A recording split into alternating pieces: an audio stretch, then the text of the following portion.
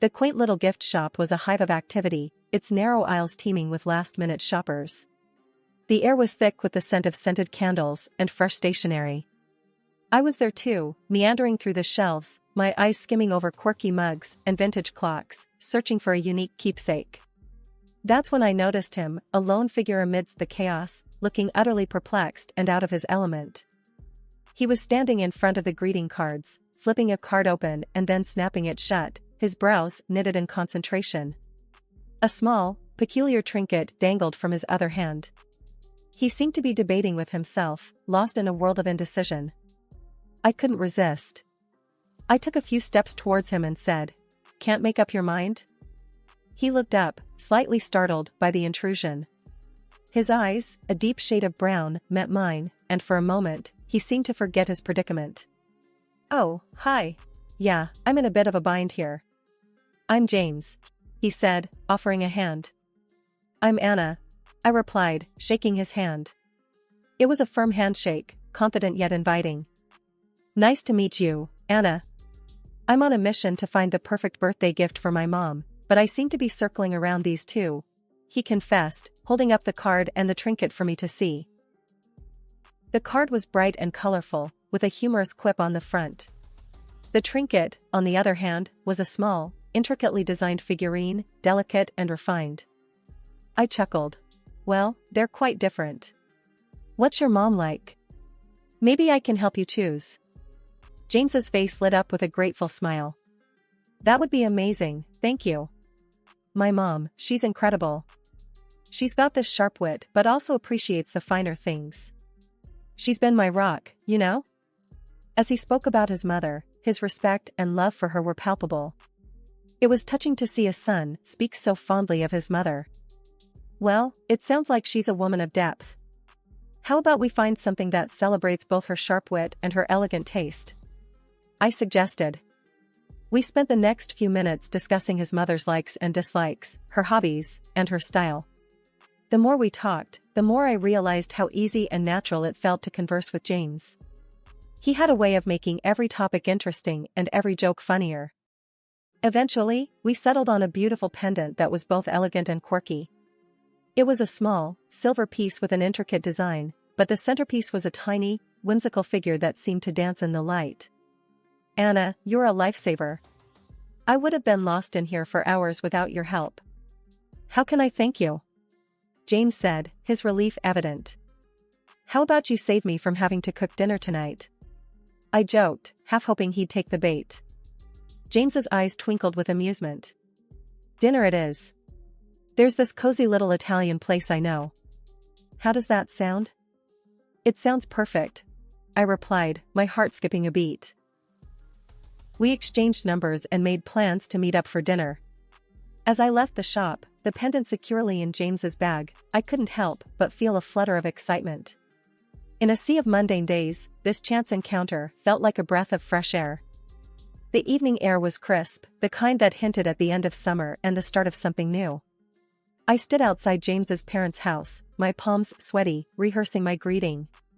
"Nice to meet you," I practiced under my breath, trying to sound confident, not realizing that no amount of rehearsal could prepare me for the Carters.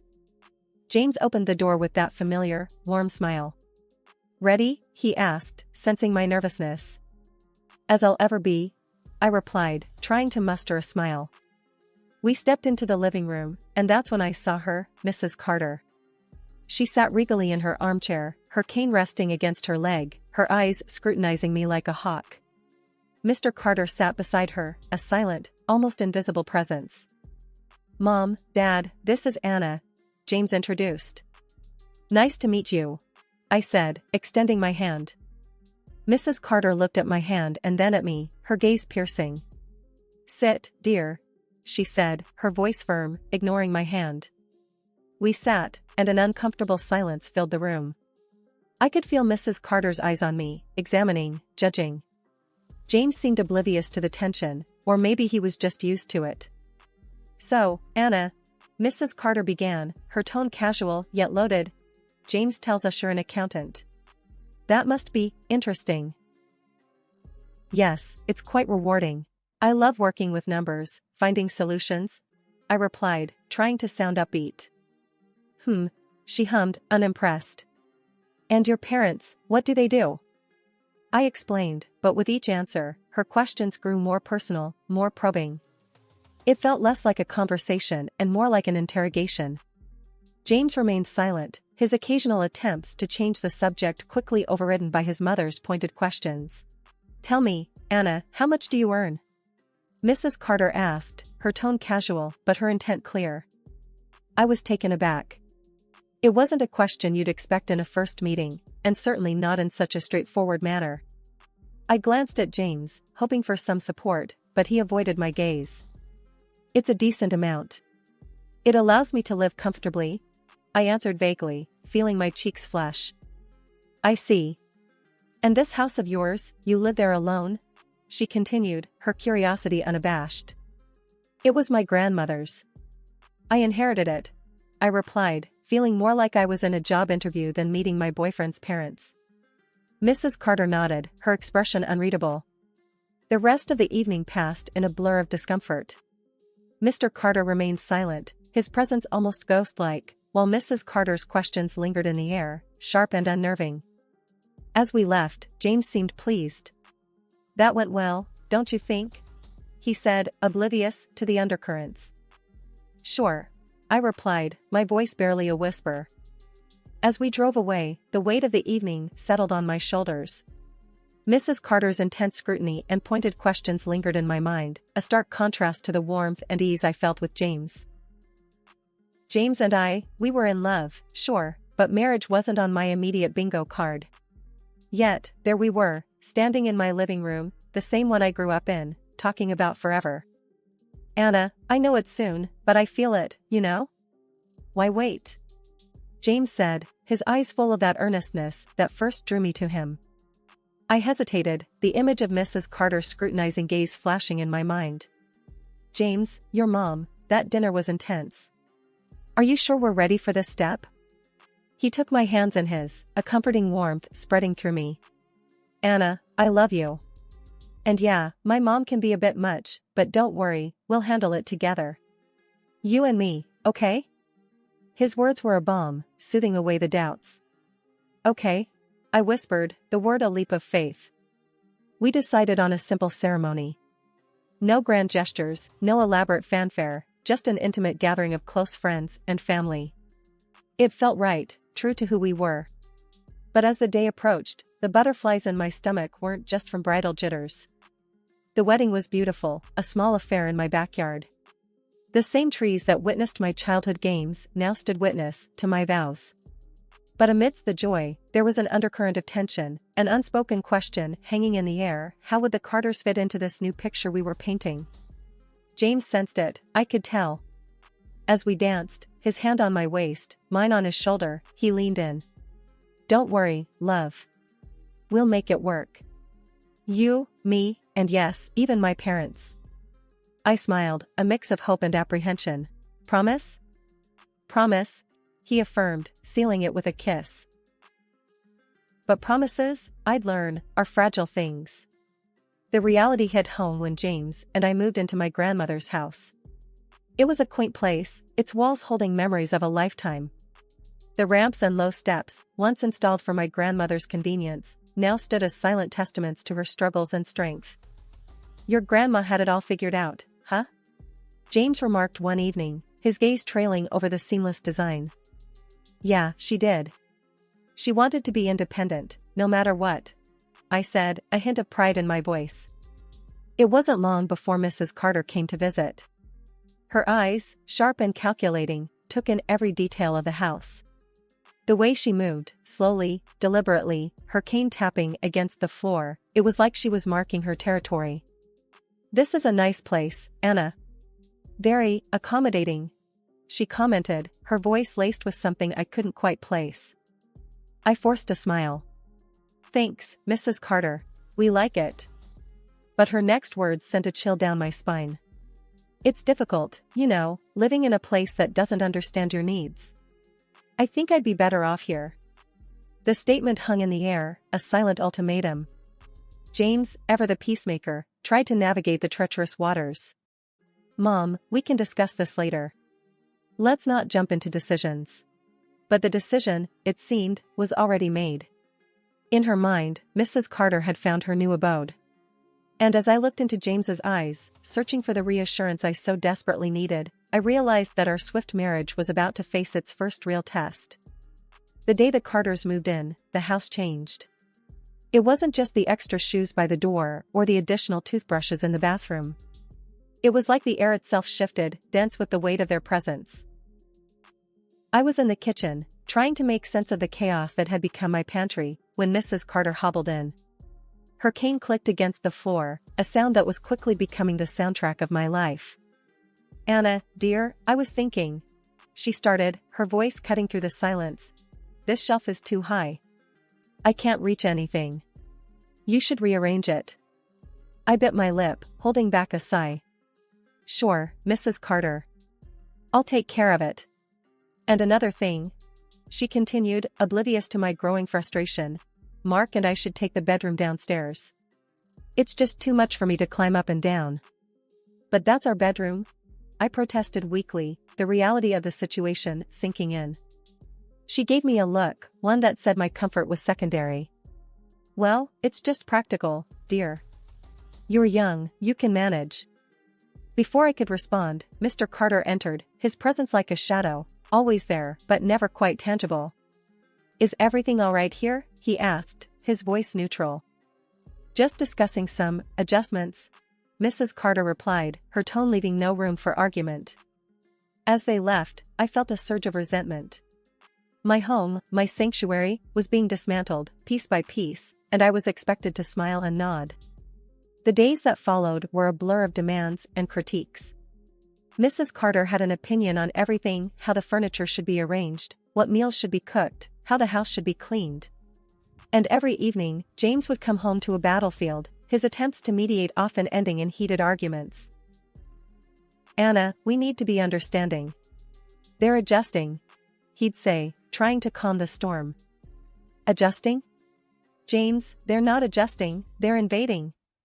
This is our home, not a hotel for your parents," I'd retort, my patience wearing thin. But the breaking point came one evening, over dinner. Mrs. Carter had made some offhand comment about the meal, how it wasn't to her liking. Something inside me snapped. "Mrs. Carter, I understand you're used to things a certain way, but this is my home too. I'm doing my best here," I said, my voice trembling with suppressed anger. She looked at me, her eyes cold and unyielding.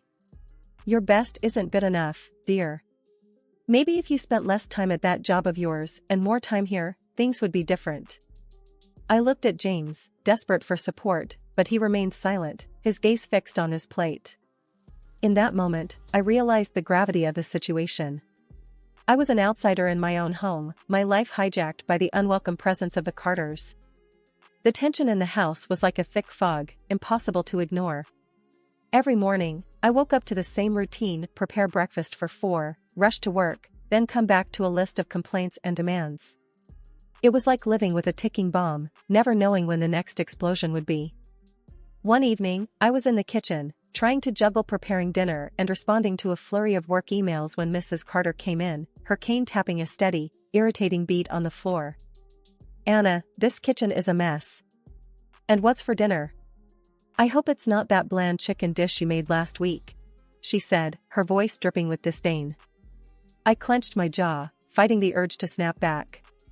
"I'm doing the best I can, Mrs. Carter. And it's pasta tonight." She sniffed, making it clear what she thought of my best. "You know, if you weren't so tied up with that job of yours, maybe you'd manage the house better." That was it.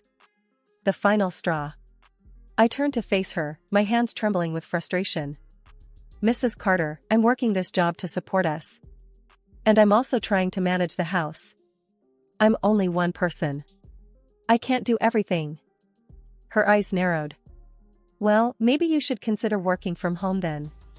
That way, you can keep an eye on the house and still do your job." I was flabbergasted. Work from home?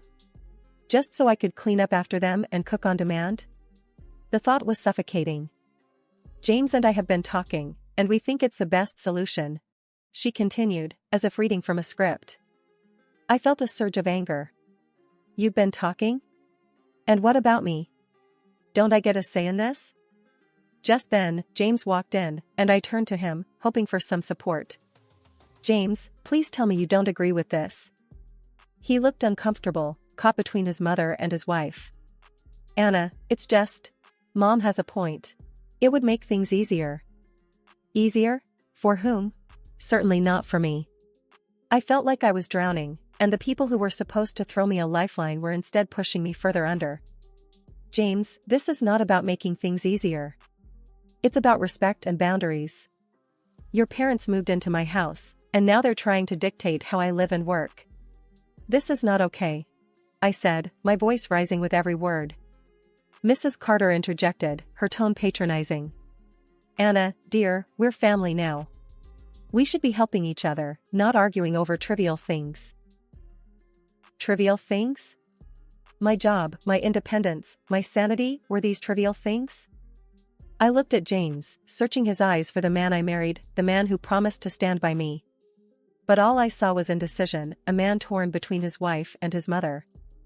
Under the relentless pressure from Mrs. Carter and the passive compliance of James, I found myself boxed into a corner with no escape.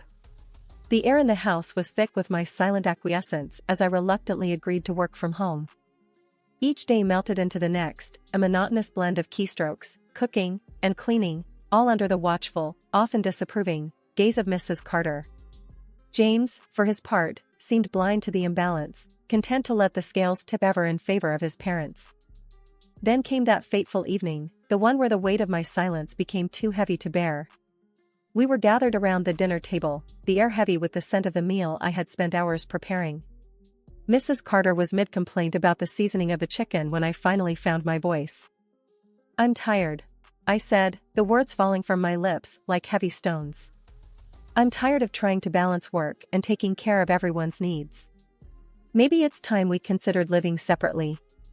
The words hung in the air, a fragile bubble of hope destined to burst. Mrs. Carter paused, her fork mid-air, her eyes locking with mine. Then, to my utter disbelief, she nodded. I agree, she said, her voice smooth as silk, her tone matter of fact. This arrangement isn't ideal. But this house, it's so well equipped for our needs. So, Anna, it would make sense for you to find another place. The room spun, her words a gut punch that knocked the air from my lungs. I turned to James, desperate for him to intervene, to stand up for us, for our home. But the man I looked to for support merely echoed his mother's sentiment. Mom's right, Anna. This house suits their needs. You can leave here if you like, he said, his words slicing through the last tether of my restraint. His words, so casually delivered, were the culmination of 1,000 tiny betrayals. The man I loved, the man I had built a life with, was offering up my sanctuary, my grandmother's legacy, on a silver platter to appease his parents. Without a word, I pushed my chair back and stood up. The legs of the chair scraped against the floor, the sound sharp and final. I could feel their eyes on me, wide with surprise, as I pulled out my phone and dialed the number I had looked up just moments ago, my fingers steady, my resolve unwavering. The room was silent except for the muffled voice on the other end of the phone. Yes, I need to schedule a move, I said, my voice clear and loud enough for everyone to hear. A look of triumph flickered across Mrs. Carter's face, a smug smile curling her lips as she mistook my actions. She thought I was conceding, retreating from my own home. But the reality of my words hadn't hit her yet. I turned to face her, my eyes locking with hers. Mrs. Carter, you seem to be misunderstanding the situation. The movers aren't for me. They're for you, your husband, and James. You have until the end of the day to pack your things and leave my house. The silence that followed was profound, the words hanging in the air like a verdict. Mrs. Carter's face drained of color, her triumphant smile faltering, transforming into a mask of disbelief and shock. But this is our home now. You can't just throw us out, she stammered, her voice trembling with a mix of outrage and fear. This was never your home. You imposed yourselves, and your son allowed it. But I'm reclaiming what's rightfully mine, I replied, my voice unwavering. James was on his feet now, his face a mixture of confusion and desperation. Anna, please, let's talk about this. You don't need to do this. We're a family. The word family hit me like a slap in the face. This was not how family treated each other. This was not how love manifested. James, a family respects each other. A family supports each other. What happened here was manipulation and disrespect. I'll have the divorce papers sent to you tomorrow, I said, the finality of my words sealing the fate of our marriage. Mrs. Carter started to cry, her sobs a cacophony of disbelief and loss. James tried to plead, his words a jumbled mess of apologies and promises. But it was too late. The decision had been made, the line drawn. The day after the movers had cleared out the last of the Carters' belongings, I stood in the middle of my living room.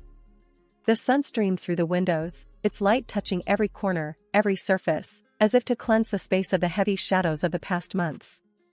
The house was quiet, a stark contrast to the constant noise and tension that had become my daily reality. I wandered from room to room, each step feeling lighter than the last. The house was mine again, my sanctuary, my refuge. I could breathe, truly breathe, without the weight of their expectations suffocating me.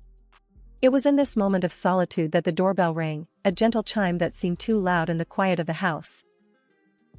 I opened the door to find my friend Sarah standing there, a warm smile on her face and a casserole dish in her hands. "Heard you might need some company and comfort food," she said, stepping inside. We made our way to the kitchen, the aroma of the casserole filling the space, a scent of normalcy, of home. As we sat down at the table, Sarah reached for my hand, her touch grounding. "So, what now?" she asked, her voice soft but curious. I took a deep breath, the future a blank canvas before me. Now, I start over. I rebuild, on my terms. It's daunting, sure, but also liberating. Sarah nodded, her eyes reflecting understanding and support. "You know, sometimes the best beginnings come from the hardest endings. You've got this, Anna. You're stronger than you think."